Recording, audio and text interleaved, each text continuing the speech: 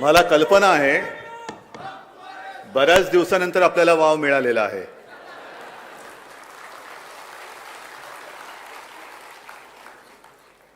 आवाज तसा कोणी आपला दाबू शकत नाही आणि आवाज दाबणारा अजून नाही, कधीच जन्माला येऊ शकत नाही.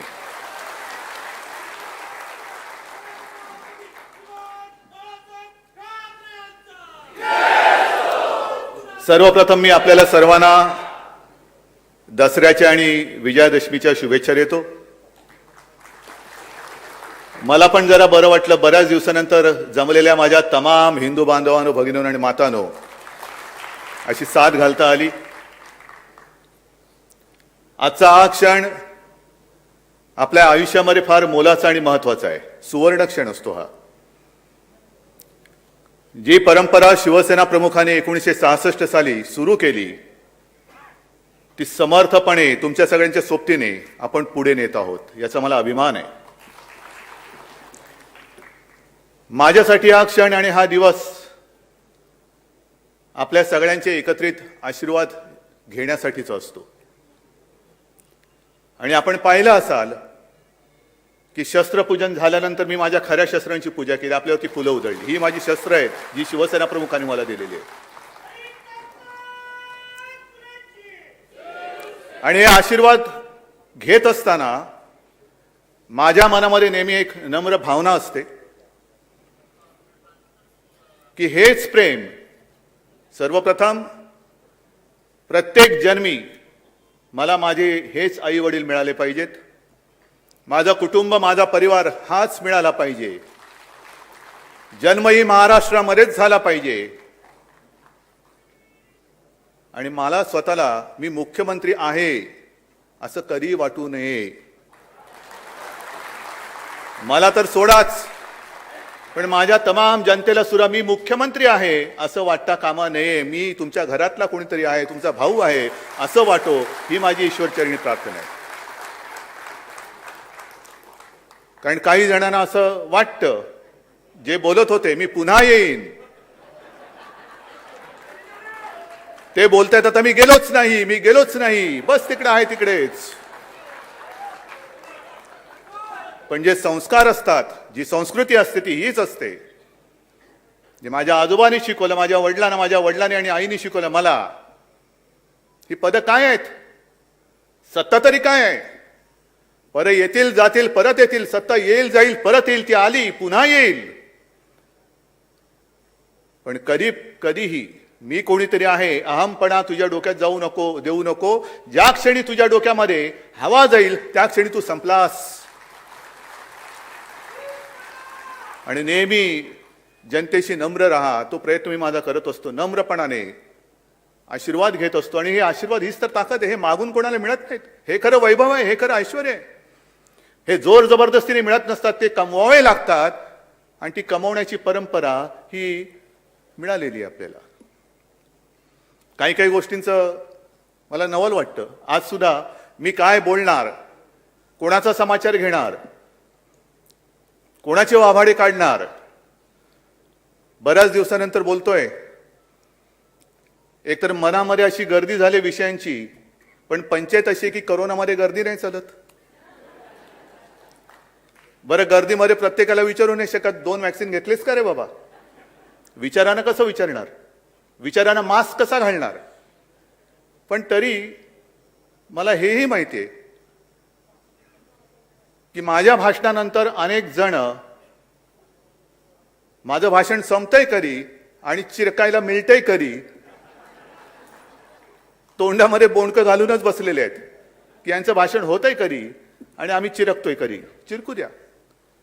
त्यांना उत्तर देण्यासाठी मी तुमच्याशी बोलत नाही, मी तुमच्यासाठी बोलतो आहे.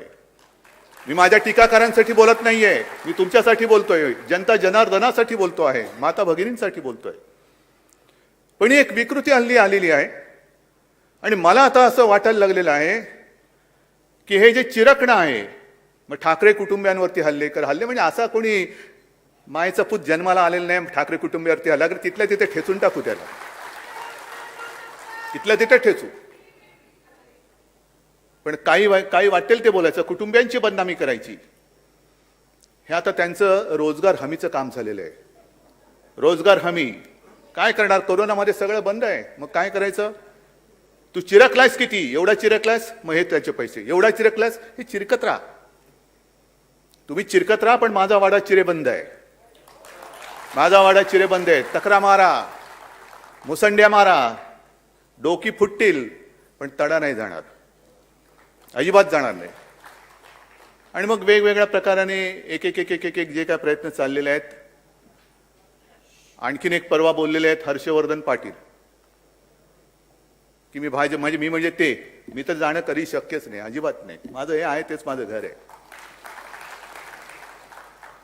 हर्षवर्धन पाटील अनाहूतपणाने बोलून गेले की भाजपात का गेलो. खरं म्हणजे मला असं वाटतं अशी जी काही लोक आहेत ना भाजपात गेलेली, ती भाजपाची ब्रँड अँबॅसेडर झाले पाहिजेत. मग तर टीव्हीवरती जाहिराती येतात, हल्ली टीव्ही बघायला वेळ नाही मिळत, येतात की नाही तशा जाहिराती. आता एक कोणतरी गोरा माणूस दाखवतात आणि मग त्याच्या तोंडात हिंदी डब करून टाकतात. पहिले तो मुझे नींद की गोली खाकर भी नींद नहीं आती थी, दरवाजे पर टक टक होती तो रोंगटे खड़े हो जाते थे, फिर किसी ने कहा तुम भाजपा में जाओ.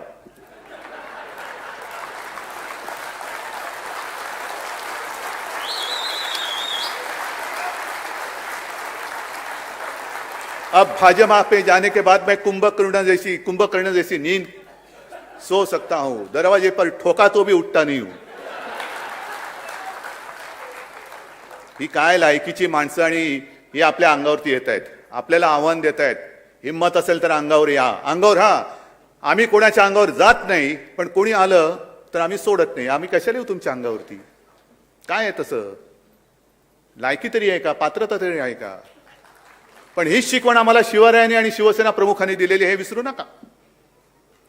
आणि अंगावर आल्यानंतर शिंगावर घेण्याची भाषा करणार असाल तर स्वतःमध्ये हिम्मत आणि धमक असेल तर, आणि तर द्या. ईडी, सीबीआय, इन्कम टॅक्सच्या माध्यमातून देऊ नका. मी सुद्धा आज पक्ष प्रमुख म्हणून जर आव्हान द्यायचं झालं तर माझ्या या मर्द शिवसैनिकांच्या माध्यमातून देईन, त्यांच्या ताकदीवरती देईन. मुख्यमंत्री म्हणून देणार नाही, नाहीतर आव्हान द्यायचं आणि पोलिसांच्या मागे लपायचं. याला नामर्द म्हणतात. हे मर्दाचं लक्षण नाही, हिंदुत्वाचं तर नाहीच नाही, अजिबात नाही. पण काय काय जणांची वक्तव्याची मी 2 वक्तव्य तुम्हाला मी सांगितली. तसंच आणखीन एक विषय आहे. हिंदुत्व तर आहेच, विजयादशमी म्हटल्यानंतर हिंदुत्वाची विचारधारा तर आलीच. आज 2 मेळावे असतात, एक आपला आणि दुसरा RSSचा. आपले विचार एक आहेत, धारा वेगळ्या असू शकतील, पण विचार एक होते आहेत. म्हणून आणि म्हणूनच आम्ही केवळ आणि केवळ हिंदुत्व म्हणून भारतीय जनता पक्षाशी युती केली होती. ज्यांना अजूनही वाटते मी मुख्यमंत्री, मी म्हणजे ते आहेत, राहिला असतात.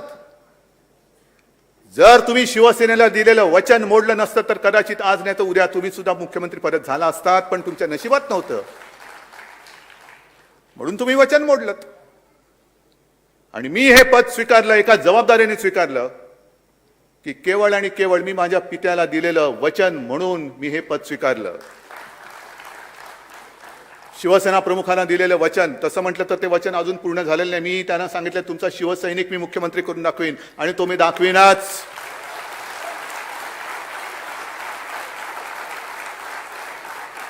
ही जबाबदारी मी मोठ्या विचाराने घेतलेली आहे. आणि कदाचित जर का दिलेलं वचन त्यांनी पाळलं असतं आणि शिवसैनिक मुख्यमंत्री केला असता तर मी कदाचित हा शब्द वापरतोय, मी ह्या राजकीय जीवनातून बाजूला सुद्धा झालो असतो. कारण हे क्षेत्र माझं नाही, जी माझ्यावर टीका होते. होय, हे माझं क्षेत्र नाही. मी एक पुत्र कर्तव्य निभावण्यासाठी म्हणून या क्षेत्रात आलो आणि पाय रोवून ठामपणाने उभा राहिलेलो आहे. जी जबाबदारी खांद्यावर आहे ती ठामपणे पार पाडल्याशिवाय मी राहणार नाही, या एका निश्चयाने मी उभा राहिलेलो आहे. हाँ, हे काय थोतांड नाहीये की मैं तो फकीर हूं, झोली पहन के ये झोली बिली हे माझी अशी दरिद्री कर्मदरिद्री विचार आमचे नाहीयेत.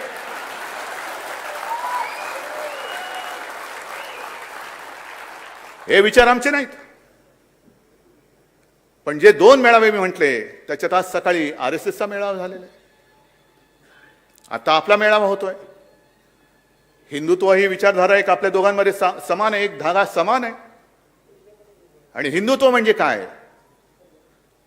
मला मोहनजींना सांगायचं की मोहनजी माफ करा, मी जे काय बोलणार आहे ते कृपा करून मी तुमच्यावरती टीका करतोय असं समजू नका. पण तुम्ही जे काय सांगत आहात आणि मी जे काय सांगतो आहे ते जर का आपलीच माणसं ऐकणार नसतील तर ही मेळाव्याची थेर करायची तरी कशाला? गेल्या वर्षी सुद्धा जे मोहनजींनी सांगितलं होतं हिंदुत्व म्हणजे काय, मी आणले त्यांची वाक्य ही आणलेली आहेत. पण एक मुद्दा मी स्पष्ट करू इच्छितो की आमचं हिंदुत्व म्हणजे काय? आमचं हिंदुत्व हे राष्ट्रीयत्व आहे. आणि शिवसेना प्रमुखांनी अनेकदा सांगितलेलं आहे, तुम्ही सुद्धा त्याला साक्ष आहात, की पहिल्यांदी आपण माणूस म्हणून जन्माला येतो, जात पात धर्म हा नंतर आपल्याला चिकटतो. मग काय करायचं? आहे धर्माचा अभिमान असायला पाहिजे, धर्म पाळायचा पाळला पाहिजे. पण प्रत्येकाने आपापला धर्म आपल्या घरात ठेवायचा आणि घराबाहेर जेव्हा मी पाऊल टाकतो तेव्हा हा माझा देश, हाच माझा धर्म असलाच पाहिजे, हे आमचं हिंदुत्व आहे. पण हा विचार आमचा आहे, ही शिकवण आम्हाला दिलेली आहे. अशी शिकवण घेऊन आम्ही घराबाहेर पडतो आणि देश हा माझा धर्म म्हणून जेव्हा आम्ही वाटचाल करत असतो त्यावेळेला जर का आमच्या वाटेमध्ये स्वतःच्या धर्माची मस्ती घेऊन मध्ये कोणी अडथळा आणला तर मग मात्र आम्ही एक कडवट देशाभिमानी, राष्ट्राभिमानी हिंदू म्हणून त्याच्या समोर उभे राहिल्याशिवाय राहणार नाही. ही सुद्धा आमची पुढची शिकवण आहे. हल्ली काय झालेलं आहे, नुसतं ब्ला ब्ला ब्ला ब्ला बोलत जायचं, टीका करायची, विचारांचा पत्ता नाही, कशात काही नाही, एकाचं पायपोस दुसऱ्यात नाही. आणि आज सुद्धा जे मोहन भागवतांचे जे आहेत विचार,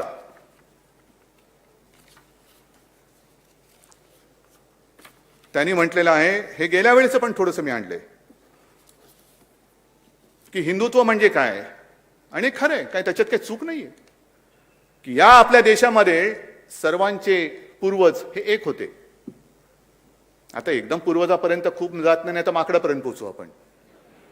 पण या देशापुरता जरी विचार करायचा झाला तर सर्वांचे पूर्वज एक होते, आहेत. हे जर आपल्याला मान्य असेल तर मग विरोधी पक्षांचे पूर्वज काय परग्रहावरनं आले होते का? आता जे काही शेतकरी आंदोलन करतायत त्यांचे पूर्वज काय परग्रहावरनं आले होते काय?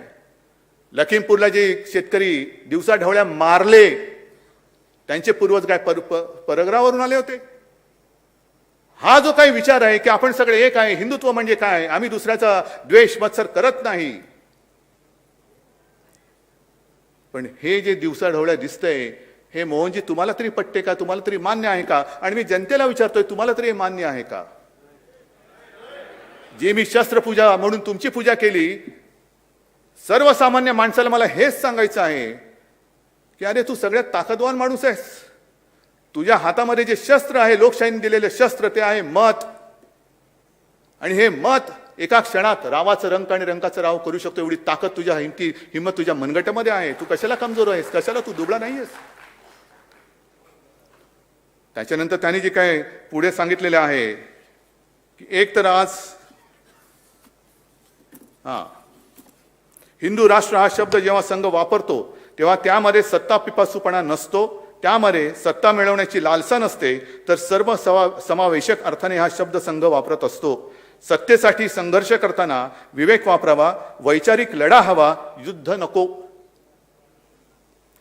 मग तुमच्या विचारधारेतून, तुमच्या वर्गातून जे आता लोक बाहेर पडलेले आहेत आणि सत्ता काबीज करून बसलेली आहेत त्यांना ही शिकवणी परत लावा जरा एकदा. सध्या जो काय सगळा खेळ चालू आहे, वाटेल ते करायचं, पण मला सत्ता पाहिजे.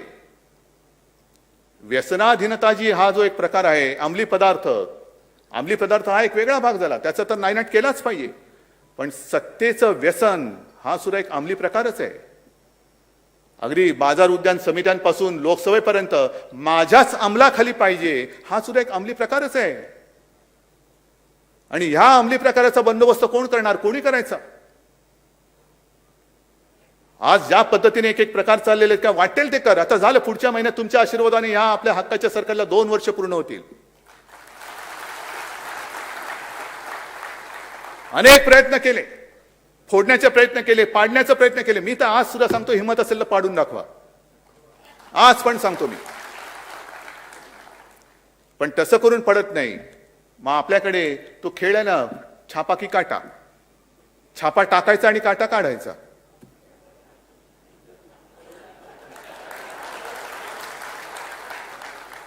छापा की काटा. मग तिकडनं विचारतं, टाकला छापा, काढला काटा. हे जास्त थेर चालू नाही शकत. हा देशाचा अमृत महोत्सवी, स्वातंत्र्याचा अमृत महोत्सव सुरू आहे. त्यावेळेला जसा संपूर्ण देश पेटला होता आणि त्या देशामध्ये महाराष्ट्र लाल बाल आणि पाल.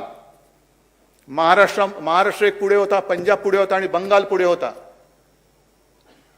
बंगालनी त्यांचं कर्तृत्व दाखवलेलं आहे. मी खरोखर ममता दीदींना आणि बंगाली जनतेला धन्यवाद देतोय, अभिनंदन करतो आहे की तुम्ही ती एक जिद्द, न झुकण्याची जिद्द ही कायम ठेवलेली आहे. आणि ती जिद्द आपल्या सुद्धा रगारगामध्ये आणि रक्तामध्ये आहे, ही आपल्याला तयारी ठेवावी लागेल. हर हर महादेव म्हणजे काय असतं ते कदाचित पुन्हा एकदा दिल्लीच्या तख्ताला दाखवण्याची वेळ येऊ नये, पण आलीच तर दाखवावंच लागेल. मग हा सत्ता पिपासूपणा नाहीये. वैचारिक लढा ठीक आहे ना, ह्याच्यात कुठला विचार आहे? म्हणजे मला दुःख, राग हा काय येतो? तर मगाशी मी जो उल्लेख केला, तोंडामध्ये बोंडकं घालून बसले असतील शिवसेनेला बदनाम करणारी लोक. अरे जर का 92-93 साली शिवसैनिक हे मर्द उतरले नसते तर तुमची बोंडकं आणि तुम्ही कुठे असतात आता कळलं तरी असतं. एक जो माहितीच्या अधिकारामध्ये माहिती मागवली गेली की या देशामध्ये हिंदुत्व धोक्यात आहे का, हिंदुत्वाला धोका आहे का? आणि केंद्रीय गृहमंत्र्यांनी सांगितलं, गृह मंत्रालयाने सांगितलं की हिंदुत्वाला तसा धोका नाहीये. याच दिवसाची आणि याच क्षणाची वाट बघत होतो आपण. पण हिंदुत्वाला आता धोका नाहीये म्हटल्यानंतर आता खरं हिंदुत्व हे धोक्यामध्ये आहे. आणि ते परक्यांपासून नाही, तर हे उपटसुंब नव हिंदू जे उगवलेले आहेत त्यांच्यापासून त्यांना खरा धोका आहे. राजनाथ सिंग आणि परवा तो एक वाद म्हणजे विधान एक वादग्रस्त झालं की सावरकरांबद्दल त्यांनी केलेले विधान कशाला जात आहे? सावरकरा शब्द उच्चारण्याची आपली लायकी तरी आहे का? गांधीजी उच्चारण्याची आपली लायकी तरी आहे का? गांधीजी समजलेत का सावरकर समजलेत? महिलांवरती जे काय अत्याचार वाढतायत, मी शिवाजी पार्कच्या दसऱ्या मेळाव्यात 2-4 वर्षापूर्वी बोललो होतो, माय मरो आणि गाय जगो हे आमचं हिंदुत्व नाही. काय तेव्हा उन्माद माजला होता सगळीकडे, झुंडबळी झुंडबळी. आणि त्याच्यावरही भागवत बोललेत की झुंडबळी घेणारे हे हिंदूच नाहीयेत. मग हे हिंदुत्व आहे तरी काय? कोणी शिकवायचं, कोणाला शिकवायचं आणि कोणाकडून शिकायचं? जर हिंदुत्वाला धोका नाही आहे हे आजचं जर का सत्य असेल, तर मग जेव्हा हिंदुत्वाला धोका होता त्यावेळेला एकच मर्द, ते म्हणजे एकमेव हिंदू हृदय सम्राट शिवसेना प्रमुख बाळासाहेब ठाकरे हा हिंदुत्वाच्या दुश्मनांसमोर उभा राहिला होता.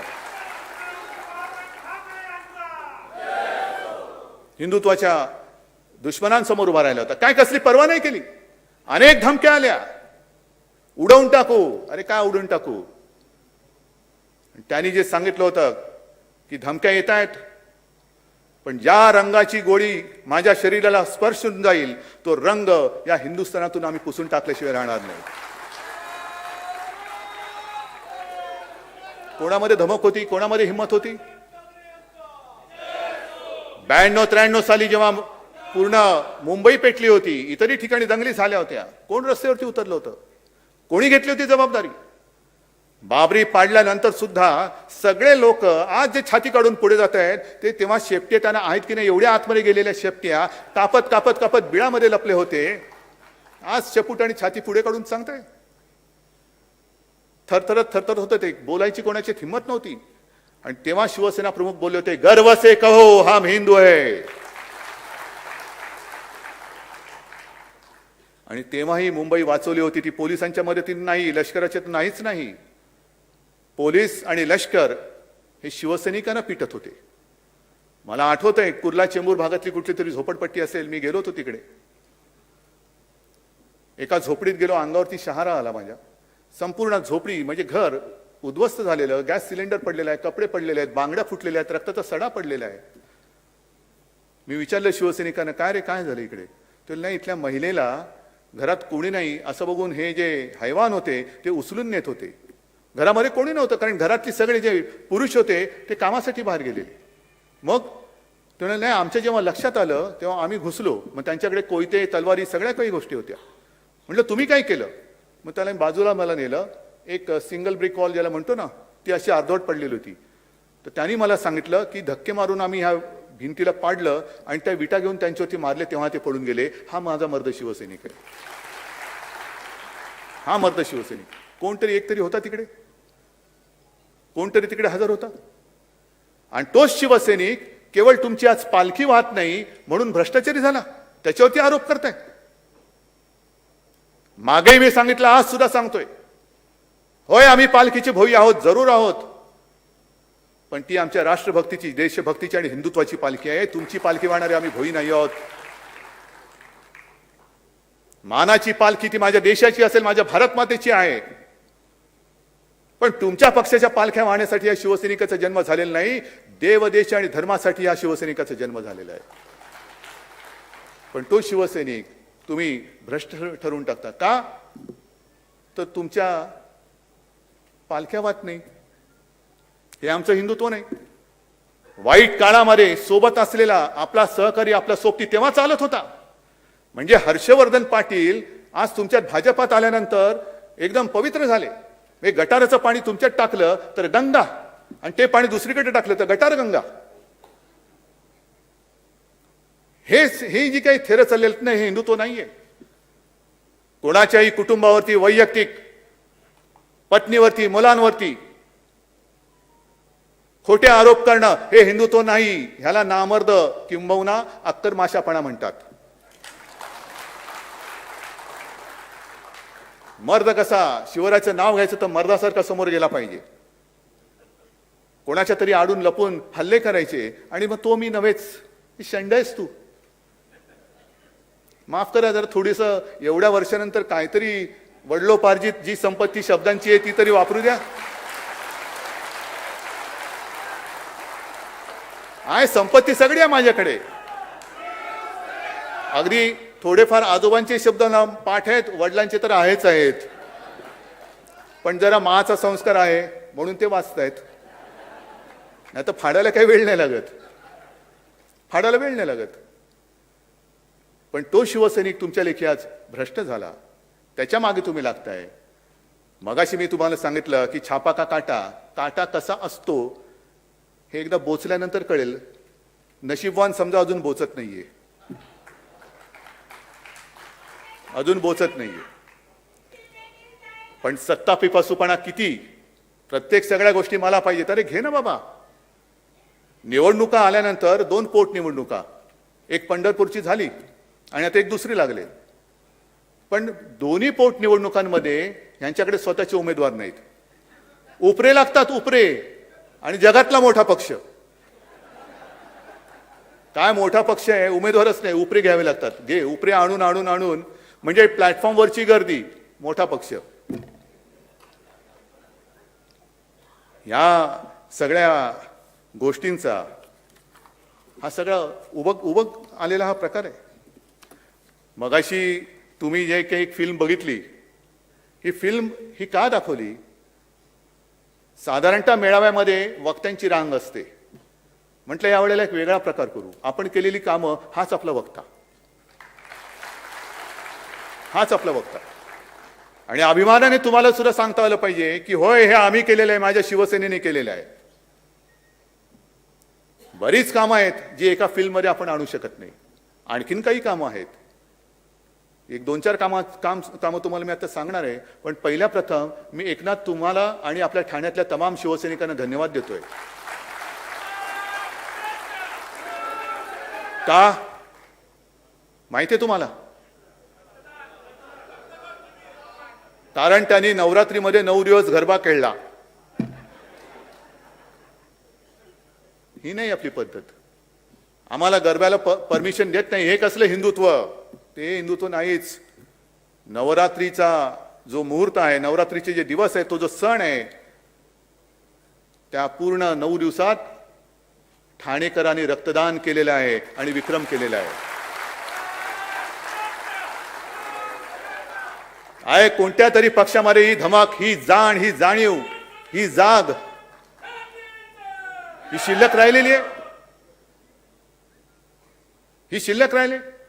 समाजसेवा, हिंदुत्व हे रक्तात असावं लागतं. आणि रक्त नुसतं रक्त पिपासूपणा नव्हे, तर रक्तदान करणं हा सुद्धा धर्म आहे. आणि रक्तदान करताना आम्ही हे नाही विचारत, हे रक्त कोणाला जाणार आहे? हिंदूला जाणार आहे का मुसलमानाला जाणार आहे? मराठी माणसाला जाणार आहे का अमराठी माणसाला? नाही. जे मोहनजी तुम्ही सांगताय ना, सर्वांचे पूर्वज एक होते. रक्तदान आम्ही करतो आहोत. ज्याला ज्याला गरज असेल आणि ज्याचे जीव आम्ही वाचवू शकतो त्याला आमचं रक्त देतो आहोत आम्ही. हे असं एवढं विक्रमी शिबिर एका तरी पक्षाने घेऊन दाखवावं. आणि घेतल्यानंतर किमान त्यांच्या इकडे बॅनर लावायला तरी लोक आली पाहिजेत. रक्त द्यायला तर दूरच, रक्त द्यायला तर दूरच, पण बॅनर लावायला तरी आले पाहिजेत. मधल्या काळामध्ये एक राज्यपाल महोदयांनी मला पत्र लिहिलं आहे. प्रकार गंभीर आहे. महिलांवरचे अत्याचार वाढतायत. आणि मध्ये एक जी घटना घडली होती त्याचा उच्चारही करू नये एवढी ती निर्घुण आणि जेवढी निंदा करावी ती कमीच आहे. पण त्यांनी लगेच सांगितलं की विधानसभेचं 2 दिवसाचं अधिवेशन घ्या. मी त्यांना नम्रपणाने सांगितलं की हा शिवरायाचा महाराष्ट्र आहे आणि या महाराष्ट्रामध्ये माता भगिनींचा मान सन्मान कसा करायचा ही शिकवण आम्हाला आहे. परंतु तरी देखील या गोष्टी घडतायत. घडल्यानंतर कोणी जरी असला तरी त्याला दया माया क्षमा आम्ही दाखवणार नाही, अजिबात नाही. आणि त्याप्रमाणे ती घटना जेव्हा घडली त्याच्यानंतर एक जेमतेम 15-20 मिनिटात, अर्ध्या तासामध्ये त्या नराधमाला आपण अटकेत टाकलं. आणि आता फक्त एक केसची औपचारिकता बाकी आहे, नाहीतर त्याला फासावरती लटकवल्याशिवाय आपण काही सोडत नाही.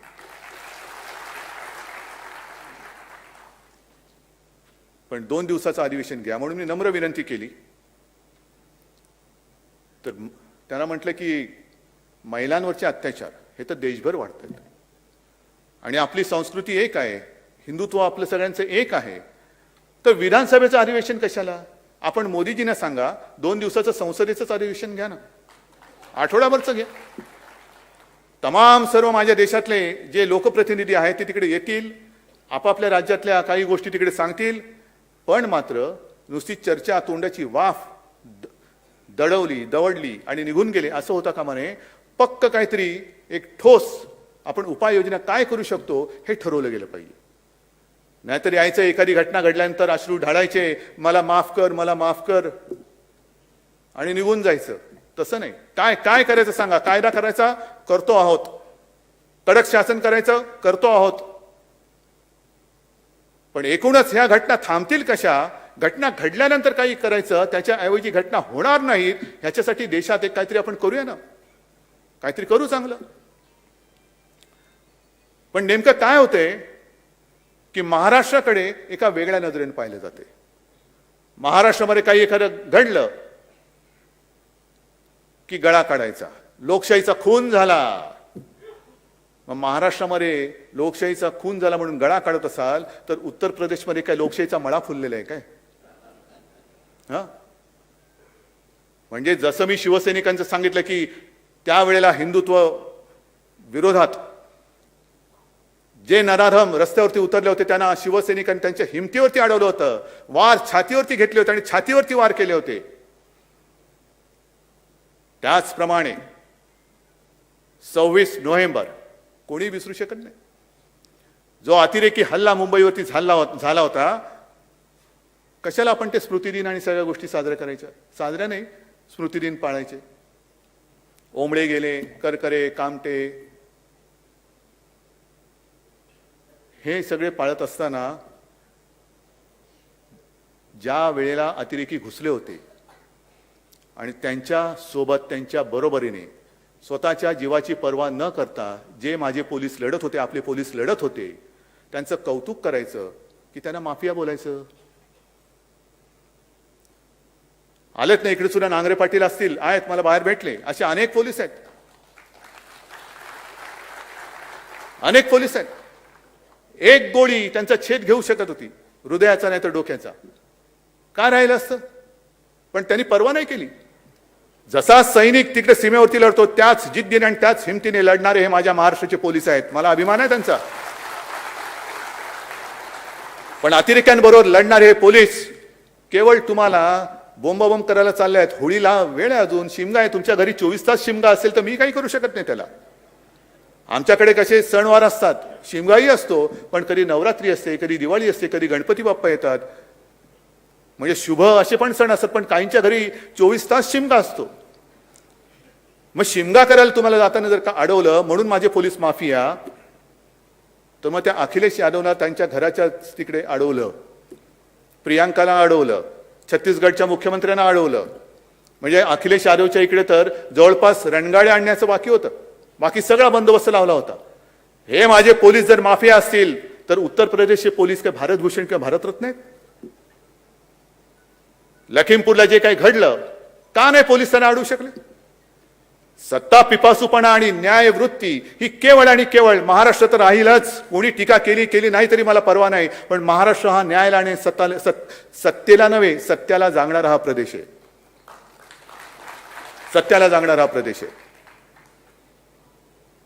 पण नुसतं बेंबीच्या देठापासून ओरडत राहायचं की लोकशाहीचा खून झाला, ह्याचं ते झालं, त्याचं ते झालं. अरे देश खूप मोठा आहे आणि हा देश आज आपल्या स्वातंत्र्याचा अमृत महोत्सव साजरा करतोय. काय अमृत महोत्सव, याचं काय आपण केलेलं आहे? कधीतरी आपण याचा विचार केला का की पूर्वी ज्यांनी आपल्या देशासाठी रक्त सांडलं ते जर का समजा, मगाशी म्हटलं सावरकर आणि गांधीजी या सगळे जे चिरकुट वाद करणार आहेत त्यांच्यासमोर येऊन उभे राहिले, काय रे बाबा, काय मी तुला समजलंय, सांग तू काय केलंस देशासाठी? मी तर हे केलं. सावरकर म्हणतील की त्यांनी काय हाल अपेष्टा सोसल्या, ते सांगतील, गांधीजी सांगतील, आणखीन कोणी सांगतील. पण त्यांच्यावरनं वाद करणारे जे कोणी आज आहेत त्यांनी देशासाठी काय केलं हा प्रश्न दुसऱ्याने विचारण्याच्या आधी स्वतः का नाही विचारून बघत? ना कधी कुठे स्वातंत्र्य लढ्यामध्ये हिस्सा होता, ना कधी कुठे काही आंदोलनामध्ये हिस्सा होता. पण भारत माता की जय जोरात ओरडलं की जवानापेक्षा मी जास्त देशभक्त होतो. हे माझ्या देशाचं दुर्दैव आहे. आज हे माझ्या देशाचं दुर्दैव आहे. अनेक जणांची ती आता एक शैली झालेली आहे की भाषणाला उभं राहिल्यानंतर भारत माता की जोरात ओरडायचं, मग वंदे मातरम. काय केलं काय तुम्ही देशासाठी? काय करणार काय आहात? 75 वर्ष झाली स्वातंत्र्याला. कधीतरी आपण थांबून कधीतरी पाठी वळून बघणार आहोत की नाही की मी माझ्या देशात नेमकं केलं काय आणि माझा देश नेमका चाललाय कुठे? मला तर स्पष्ट वाटतं की अमृत महोत्सवामध्ये नुसतं रोषणाई केली. काल सुद्धा छत्रपती शिवाजी महाराजांच्या पुतळ्याचं आपण रोषणाईचं एक उद्घाटन केलं. तिकडे जे काय शिवाजी पार्क, शिवतीर्थ, त्याच्यात रोषणाई केली. आता आपण इकडे बसलो असताना शिवसेना प्रमुखांच्या पुतळ्याच्या तिकडे रोषणाई सुरू करतो आहोत. बस झालं आमचं काम. पुढच्या 15 ऑगस्टला खिशावरती तिरंगा लावायचा आणि फिरायचं हातात झेंडा घेऊन, भारत माता की. नाही, या वर्षामध्ये काही गोष्टींवरची चर्चा व्हायला पाहिजे, उघड चर्चा व्हायला पाहिजे. अमृत महोत्सव आहे ना, मग अमृत मंथन करा. काय नेमका आपला देश आहे कुठे, काय आपण देशामध्ये स्वातंत्र्य कमावलेलं आहे, काय गमावलेलं आहे, ह्याचा कुठेतरी एक उहापोह करण्याची आता वेळ आलेली आहे. आणि पहिला विषय जसा मी म्हटलं तसा महिलांच्या अत्याचाराचा विषय झाला पाहिजे. आणि त्याच बरोबरीने आपल्या देशाची जी एक पद्धत आहे, संघराज्यावरती सुद्धा चर्चा खुलेपणाने झाली पाहिजे. काय केंद्राचे अधिकार किती आहेत, राज्याचे अधिकार किती आहेत. आणि जेव्हा ही घटना बनत होती तेव्हाही हा वादविवाद झाला होता. अनेक विचारवंतांनी शंका व्यक्त केल्या होत्या की काय ही घटना तुम्ही करतायत. बाबासाहेबांना प्रश्न विचारला होता. ही सगळी कलमं आल्यानंतर केंद्राच्या दडपणाखाली, केंद्राच्या खाली ही राज्य राहतील काय? केंद्र ह्यांना जगू देईल काय? कारण आपला देश जो झालेला आहे तो इंग्रजांच्या वेळेला, इंग्रजांच्या आधी तुकड्या ताकड्यामध्ये विभागला होता. नंतर सगळे येऊन आपण संघ राज्य म्हणून झालो. एक राज्य, भाषावर प्रांत रचना झाली. मग राज्याला अधिकार काय? केंद्रवरती राहील आणि राज्य खालती राहतील. आणि तेव्हा ठामपणाने बाबासाहेबांनी सांगितलं होतं की अजिबात होणार नाही. केंद्रा एवढीच सर्व राज्य देखील सार्वभौम आहेत आणि सार्वभौम राहतील. केंद्राला सुद्धा आणि राज्याला सुद्धा केंद्राबरोबरीचेच हक्क दिलेले आहेत. फक्त 3 गोष्टी ज्या आहेत त्या आणि त्याच वेळेला केंद्र राज्याच्या कारभारात हस्तक्षेप करू शकतो. तो म्हणजे 1 आणीबाणीजन्य परिस्थिती, दुसरं परकीय आक्रमण आणि तिसरं विदेशाबरोबर संबंध कसे असावेत हे ठरवण्याचं धोरण हे केंद्र सरकार घेऊ शकतं. अन्यथा जर केंद्राने राज्यांच्या कारभारात ढवळाढवळ केली तर ते घटनाबाह्य ठरेल, म्हणजे थोडक्यात घटनेची दुर्घटना होईल. कोण? नाही, हे चालू दिसतंय ना तुम्हाला. मग ह्याच्यावरती कोण बोलणार आहात की नाही देशामध्ये? आणि पुन्हा एकदा सांगतो मी, हे मी बोलल्यानंतर याच्यावरती जे गल्ली बोळातले कायदे तज्ञ आहेत ना आपले टीकाकार, त्यांच्याकडनं मला उत्तराची अपेक्षा नाही. त्यांची उत्तर मी कचऱ्याच्या टोपलीत टाकून देईन. मला याच्यावरती देशातील विचारवंतांचे विचार पाहिजेत, विचारवंतांची मतं पाहिजेत, कायदे तज्ञांची मतं पाहिजेत, त्यांचे सल्ले पाहिजेत. आणि होऊन जाऊ दे, एक उघड चर्चा होऊ दे. आणि मग त्या सगळ्या घटनेचा अभ्यास केल्यानंतर जर का आपल्याला कळलं की नाही केंद्र डोक्यावरती आहे, बसवा डोक्यावरती. पण जर का घटनेने आम्हाला राज्यांना सार्वभौम केंद्र एवढंच दिलं असेल सार्वभौमत्व, तर मग मात्र केंद्राची लुडबुड रोजच्या कारभारामध्ये होता कामा नये, ती चालू दिली जाता कामा नये. हे देशातील सर्व राज्यांनी आता ठरवण्याची वेळ आलेली आहे. जो मी उल्लेख केला ना की सत्ता पिपासूपणा, हे सुद्धा एक व्यसन आहे. पण त्या व्यसनापायी म्हणजे अंमली पदार्थामध्ये जर का नशा कोणाला करण्याची सवय लागली तर त्याच्यात त्याचं स्वतःचं आयुष्य आणि कुटुंब उद्ध्वस्त होतं. पण सत्तेची चटक, सत्तेचं व्यसन एकदा लागलं की कारण नसताना तुम्ही दुसऱ्याचे आयुष्य उद्ध्वस्त करताय, दुसऱ्याची कुटुंब आणि त्याचं घरदार उद्ध्वस्त करताय. हे व्यसन सगळ्यात वाईट आहे आणि हे पहिलं ह्या देशातून उपटून टाकलं पाहिजे. हे उपटून टाकलं पाहिजे. पूर्वी तुम्हाला सगळ्यांना कल्पना आहे की मार्मिक ची सुरुवात झाली, त्यातनं शिवसेना कशी झाली आणि त्याच्यात एक सदर सुरू केलं होतं शिवसेना प्रमुखांनी, वाचा आणि थंड बसा. माहिती आहे ना कोण? आता मार्मिक, त्या काळातले मार्मिक वाचणारे कोण आहेत का इकडे शिल्लक? आहात ना? आता ही बाकीची एवढी नवी पिढी आहे, वरती पण आहेत ना? नाही, तुम्ही सगळे या सगळ्या आजच्या शिवसेनेची पाळमुळं आहात, कारण तेव्हा थेट शिवसेना प्रमुखांच्या विचारातनं तुम्ही उभे राहिलेले आहात. वाचा आणि थंड बसा. काय सदर होतं? कसलं होतं सदर? आपल्याच राज्यात भूमिपुत्रांवरती जे काही हक्क हिरावले जात होते त्याच्यावरती ते होतं. आता एक 2च गोष्टी मी तुम्हाला सांगतोय आणि पुन्हा तुम्हीच सांगायचं, वाचायचं आणि थंड बसायचं का? जो संघ राज्याचा उल्लेख केला, देश आणि राज्य कसे संबंध पाहिजेत. मी मुख्यमंत्री आहे, हिंदुत्ववादी तर आहे, हिंदू तर आहेच, आणि मी विधानसभेत बोललेलो आहे. मला काय त्याच्याबद्दल लाज वाटण्याचं कारण नाही, लाज तर वाटूच शकत नाही, भीती तर अजिबात वाटत नाही. पण मुख्यमंत्री म्हणून सगळ्यांशी समानतेने वागण्याचा एक ते जे काही कर्तव्य असतं ते आम्ही करतो आहोत. आणि हीच शिकवण आमच्या हिंदुत्वामध्ये आहे. दुसऱ्या कोणाचा द्वेष करायचा नाही. त्यावेळेचं एक उदाहरण सोडलं तर त्याच्यानंतर कधीतरी शिवसैनिकांनी कोणावर तरी उगाच हल्ले केलेत का, दंगली केल्यात का? नाही ना. अंगावर आला तर शिंगावर घेऊ, हे त्याला म्हणतात. पण एक सत्ताधारी म्हणून सगळा देश माझा आहे, त्याच्यामुळे हे राज्य माझं, इकडे माझं राज्य आहे, माझ्या पक्षाचं राज्य आहे, म्हणून इकडे मी झुकतं माप देणार. हे त्यांचं राज्य आहे, त्यांना मी हाकलून देणार, असं नाही चालणार. 1-2 गोष्टी ज्या मी तुम्हाला दाखवतो आहे, हे बघा. हे माहितीच्या अधिकारात मिळालंय, माहितीच्या अधिकारात मिळालेलं आहे. काय बातमी? केंद्रीय मंत्री सर्वानंद सोनोवाल यांचा फतवा, देशातील 11 बंदरांचा 75% CSR फंड गुजरातकडे वळवला. का महाराष्ट्र या देशाचा घटक नाहीये? दुसरे राज्य या देशाचा घटक नाहीये? 75% निधी. आणि त्याच्यात सुद्धा त्यांनी असं म्हटलेलं आहे, की बऱ्याचशा संस्था भाजप तसेच राष्ट्रीय स्वयंसेवक संघाशी संबंधित असलेल्या संस्थांना JNPTच्या CSR फंडातून कोट्यावधी रुपयांची खिरापत वाटल्याची गंभीर बाब माहिती अधिकारात समोर आलेली आहे. वाचा आणि थंड बसा. वाचा आणि थंड बसा. त्याच्यानंतर आणखीन एक आहे. काय झाले, कागद एवढे झालेले आहेत की ते काढायचे कुठले आणि काय करायचे तोच एक प्रश्न आहे. ठीक आहे, येईल, सापडेल. हा तिकडे एक वळवला.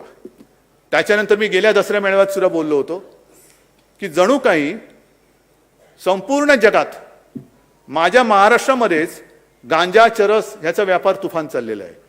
असंच सगळीकडे चाललेलं आहे. म्हणजे गेल्या वर्षी जे बोललो होतो तेच मी पुन्हा बोलतोय की जी आपली संस्कृती आहे तुळशी वृंदावन, हल्ली आता तुळशी वृंदावन जाऊन तिकडे चरस गांजाची वृंदावन झालीत की काय, असं एक चित्र महाराष्ट्राचं हे देशात करायचं, जगात करायचं. का करता नतदृष्टपणा? का करता नतदृष्टपणा?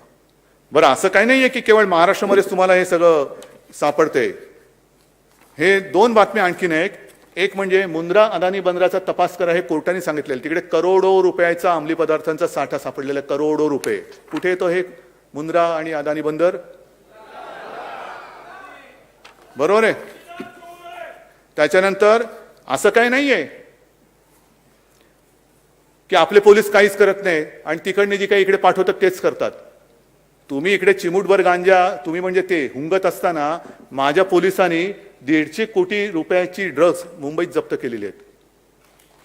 150 कोटी. तुम्ही चिमूटभर गांजा हुंगताय. हुंगा, कुठे हुंगायचे तिकडे तुम्हाला हुंगा. पण हे माझे पोलीस, माझ्या महाराष्ट्राचे पोलीस, काय यांचं शौर्य कमी आहे? काय सगळेच माफिया झालेत? असं काही नाहीये ना की केवळ महाराष्ट्रामध्ये सगळं काही. पण कोणाला तरी एक सेलिब्रिटी घ्यायचा आणि त्याला पकडला म्हणून ढोलकी वाजवायची, फोटो काढून घ्यायचे. पण हे माझे पोलीस, माझ्या महाराष्ट्राचे पोलीस धाडी टाकतायत, करोड रुपयाचा ड्रग्ज पकडून देत आहेत. पण त्यांच्याबद्दल कोणीच काही बोलायचं नाही. बातम्या फक्त एकच चालू, जामीन झाला का, जामीन झाला का, जामीन झाला का, नाही जामीन झाला.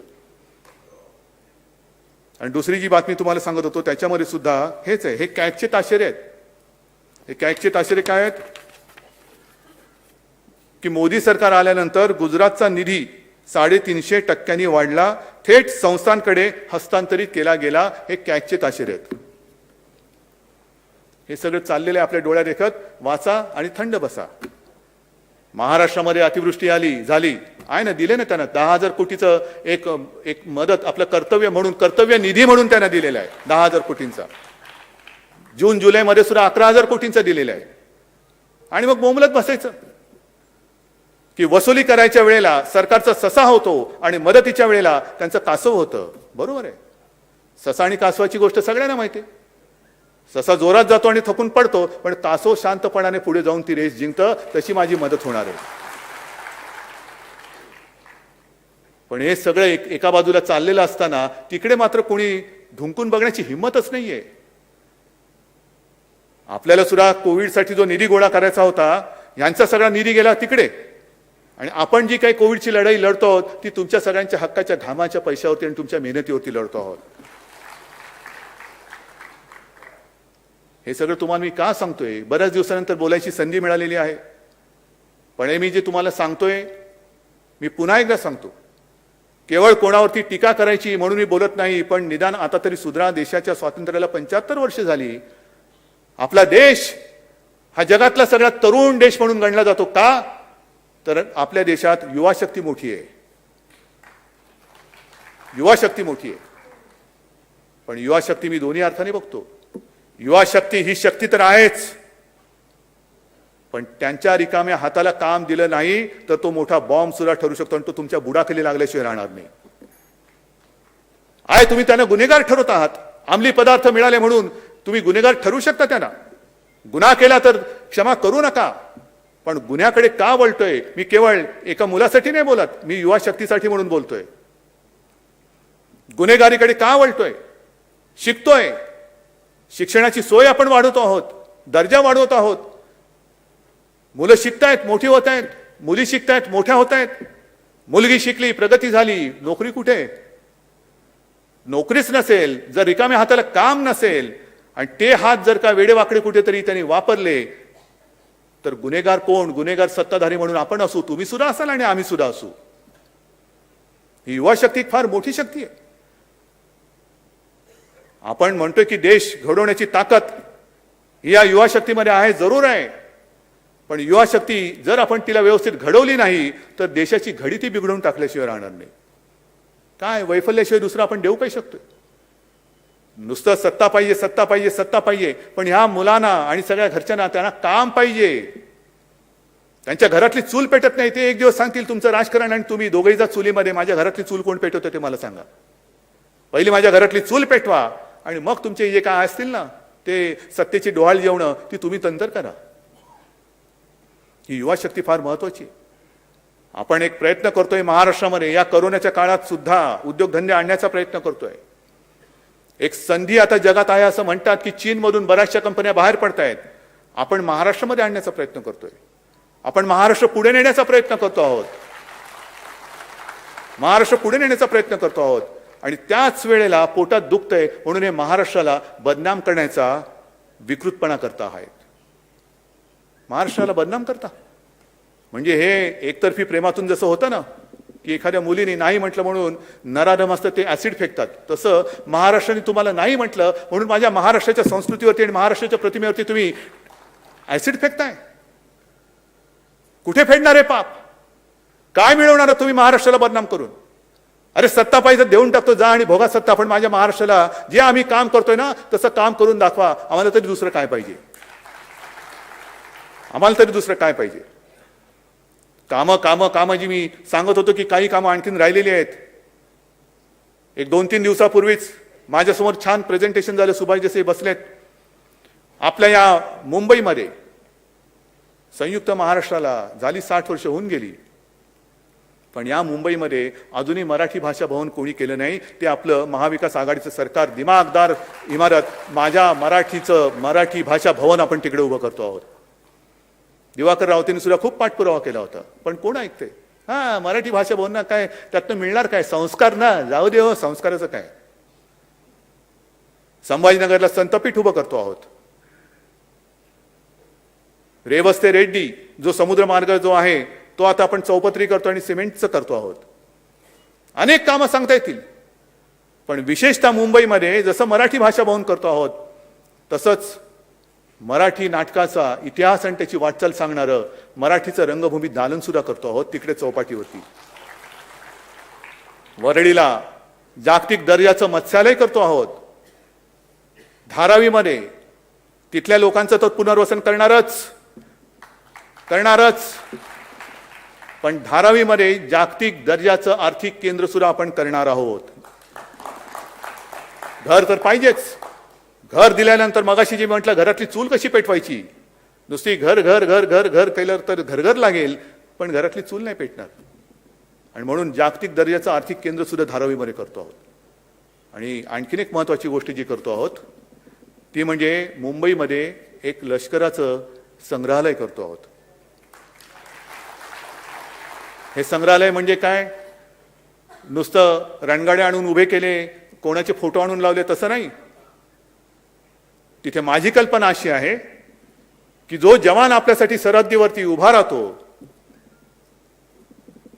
काही लोक म्हणजे बरीच लढाई कधी होऊच नाही, आपल्या पिढीने तर लढाई बघितलेलीच नाही. 71चं एक युद्ध, त्याच्यानंतर तशी लढाई होऊ नये, पण लढाई न बघितल्यामुळे आता असं वाटतंय की आपल्याला स्वातंत्र्याची किंमत कळेल अशी झालेली आहे. काय असते लढाई? काय असते लढाई? लढाई म्हणजे काय असते तरी काय?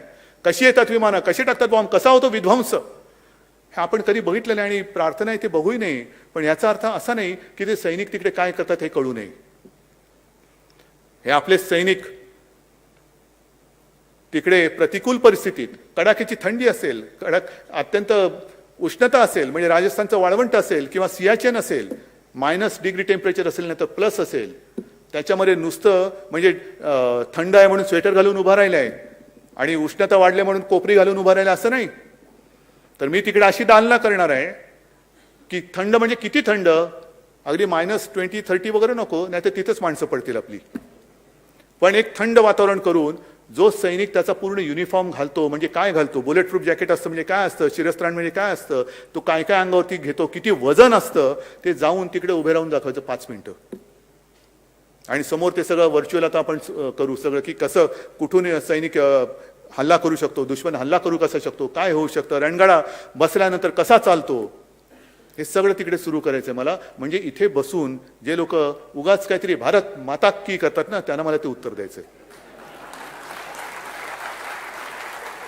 नाही, लढ्यात तर सहभागी नव्हता, निदान म्युझियम मध्ये तरी व्हा, नाहीतर म्युझियम मध्ये लोकच तुम्हाला पाठवतील. थट्टा थट्टा थट्टा म्हणजे महिलांचा अपमान हा जो एक विषय आहे. किती लोक कोणत्या पक्षात मागे मी विधान परिषदेत पण बोललो होतो, तेच आज परत बोलतोय. अतिरेक्यांशी लढणारे माझे पोलीस हे माफिया ठरवता तुम्ही. देशासाठी म्हणजे आपल्यासाठी लढणारा सैनिक, त्यांच्या माता भगिनींची चेष्टा करणारी औलाद ही तुमच्या पक्षामध्ये आहे, त्यांना पहिले फेकून द्या बाहेर आणि मग आमच्यावरती बोला. पण हे देशभक्तीचं जे काही बीज आहे, येतील ना मुलं येतील, त्यांना सुद्धा कळेल सैन्यात काय असतं, कळू द्या. नागरिकांना कळेल, वयोवृद्ध असतील त्यांना कळेल. या अशा सगळ्या गोष्टी आपण या मुंबईमध्ये करतोय. आणि म्हणून मला असं वाटतं नम्रपणाने की बऱ्याच गोष्टी बोलायचे तेवढं मी बोललेलो आहे. आणखीन काही उगाच बोलत बसलो तर त्याला काय अर्थ राहणार नाही, लक्षात काहीच राहणार नाही. आणि मग आता ही वेळ आलेली आहे. मी बंगालचं जे अभिनंदन केलं, ती तयारी महाराष्ट्रामध्ये असायला पाहिजे आहे. कोणी किती वार करायला आला तर त्याची तलवार किंवा कोणतेही हत्यार असेल ते मोडून तोडून टाकून त्याचं पार्सल परत पाठवण्याची हिंमत आणि धमक तुमच्यामध्ये आहे. फक्त एकच काम करायचं, ज्याचा उल्लेख मी केला की आता हिंदुत्वाला धोका नाही, माझं मत आहे हिंदुत्व आता खरं धोक्यात आहे. कारण हिंदुत्वाची शिडी करून जे वर चढलेले आहेत ते आता इंग्रजांची नीती साधू शकतात, तोडा फोडा आणि राज्य करा. मराठी अमराठी वेगळे करतील, मराठीमध्ये जातपात आणून, समाज आणून त्या भिंती उभ्या करतील आणि वरती सत्तेची गाजरं खात बसतील. खायला देणार तुम्ही? मग शिवसेना प्रमुखांनी जो एक संदेश दिला होता, मराठेतर 96 कोळी 92 कोळी, स्पृश्य अस्पृश्य घाटी कोकणी हा भेदाभेद गाडून मराठी माणसाची भक्कम एकजूट बांधा. आणि या एकजुटी बरोबर आणखीन एक एकजूट बांधायची, ती म्हणजे मराठी अमराठी हा भेदभाव गाडून हिंदूंची सुद्धा भक्कम एकजूट बांधा. मराठा ते तुका मिळवावा, महाराष्ट्र धर्म वाढवावा, तसा हिंदू ते तुका मिळवावा, हिंदुस्तान धर्म वाढवावा. जय हिंद, जय महाराष्ट्र.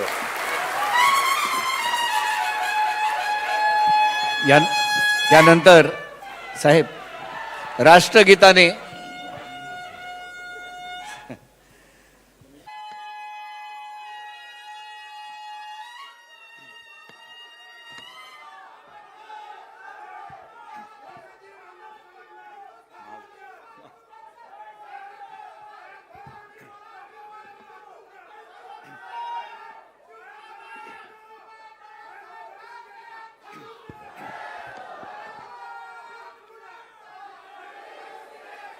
जमलेल्या माझ्या तमाम हिंदू बांधवांनो, भगिनींनो आणि मातांनो,